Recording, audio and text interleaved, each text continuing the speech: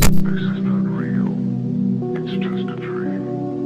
Please, wake up. As you watch this video, please enjoy a short story called The Sandman in Mission Beach. "It is so delightfully cold that it makes my whole body crackle," said the Sandman one November morning in Mission Beach. "This is just the kind of wind to blow life into one. How that great orange thing over there is staring at me." He meant the sun, which was just setting above the sea's horizon. "It shall not make me wink.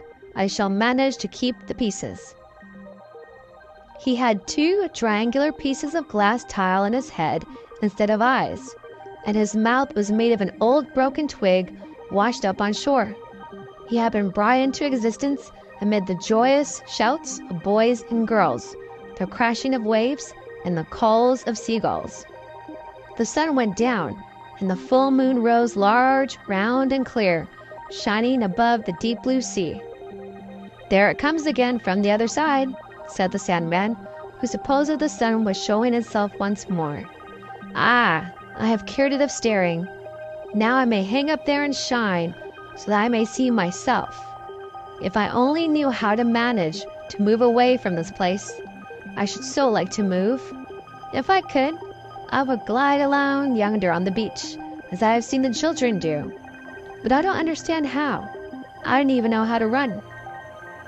"Away, away," barked an old beach dog.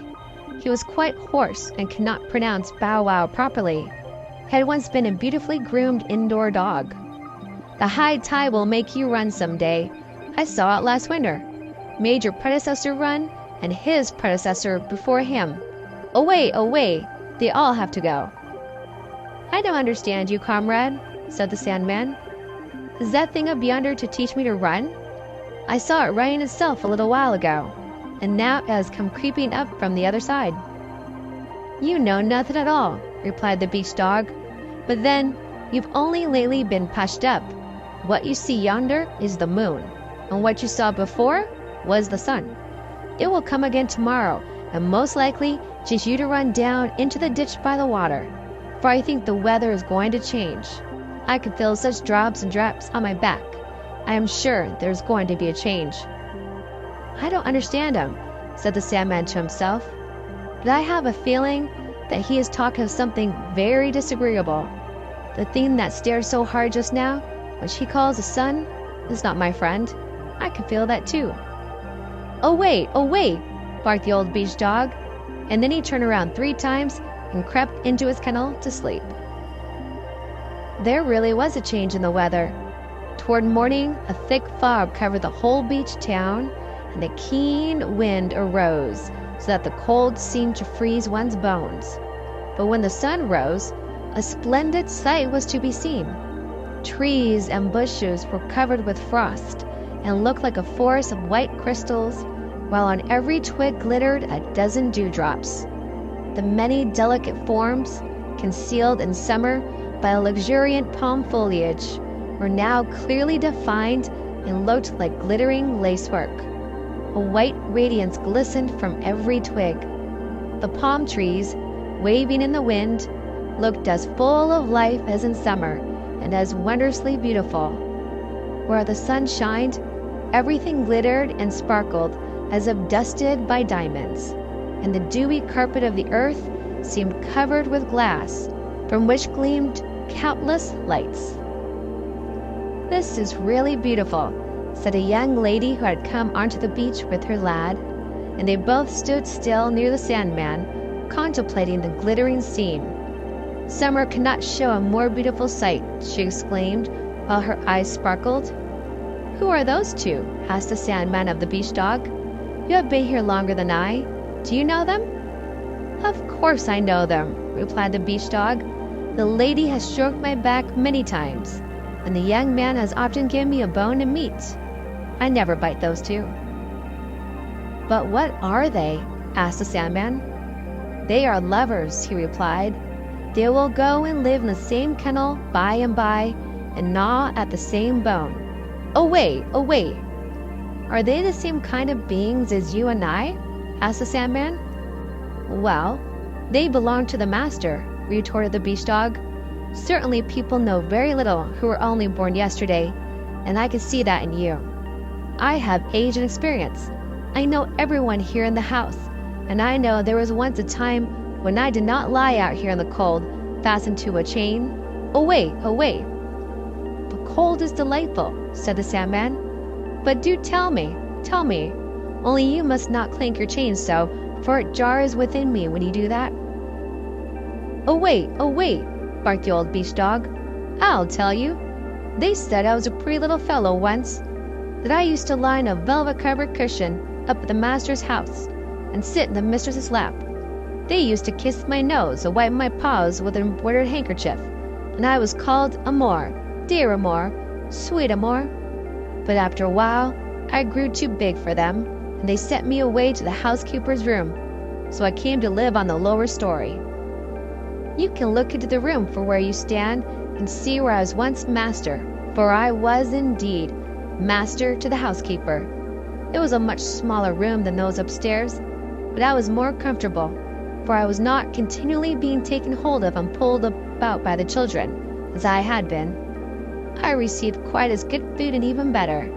I still had my own cushion, which was the finest thing in the world. I used to plop down on it and sleep for hours. I still dream of that cushion. Away, away. Does a cushion look beautiful? Asked the Sandman. Is it at all like me? It is just the opposite of you, said the dog. It's as soft as a bird's feather, that's for sure. One has to plump it up to be comfortable. I could even watch people through the window from where it was placed. Then the Sandman looked and saw a mirage of red plumpy satin and a fur ball curled right on top of it. The sight of this gave the Sandman a strange sensation. It was very odd. He knew not what it meant, and he could not account for it. And why did you leave her? Asked the Sandman, for it seemed to him that the cushion must be of the female sex. How could you give up such an uncomfortable place? I was obliged to, replied the old beach dog. They turned me out of doors and chained me up here. I had bitten the youngest of my master's sons in the leg because he kicked away the bone I was gnawing. Bone for bone, I thought. But they were very angry, and since that time I have been fastened to a chain and have lost my voice. Don't you hear how hoarse I am? Away, away. I can't talk like other dogs anymore. Away, away. That was the end of it all. But the Sandman was no longer listening. He was looking into the housekeeper's room on the lower story. What a strange desire I feel within me, he said. Shall I ever get in there? It is an innocent wish, and innocent wishes are sure to be fulfilled. I must go in there and lean against her, even if I have to break the window. You must never go in there, said the beach dog, for if you approach the cushion, you will dissolve away, away. I might as well go, said the Sandman, for I think I am breaking up as it is. During the whole day, the Sandman stood looking in through the window, and in the twilight hour, the room became still more inviting, for from the light on the nightstand came a gentle glow, not like the sun or the moon. It was only the kind of radiance that can come from a candle when it has been well fed. The night was long, but it did not appear so to the Sandman, who stood there enjoying his own reflections. In the morning, the window panes of the housekeeper's room were covered with frost, the most beautiful frost any Sandman could desire, but they concealed the cushion. These window panes would not thaw, and he could see nothing of the cushion, which he pictured to himself as if it had been a beautiful human being. The waves crashed and the wind whistled around him. It was just the kind of wintry sea weather a Sandman ought to enjoy thoroughly, but he did not enjoy it. How, indeed, could he enjoy anything when he was so love-struck? This is a terrible disease for a Sandman to have, said the old beach dog. I have suffered from it myself, but I got over it. Away, away, he barked, and then added, the weather is going to change. The weather did change. It began to rain, As the droplets increased, the Sandman decreased. He said nothing and made no complaint, which is a sure sign. One morning, the molded sand of the Sandman fell apart, and he sank down into heaps altogether. And behold, where he had stood, there was something that looked like a ball of yarn. "Ah, now I understand why he had such a great longing for the cushion," said the old beach dog.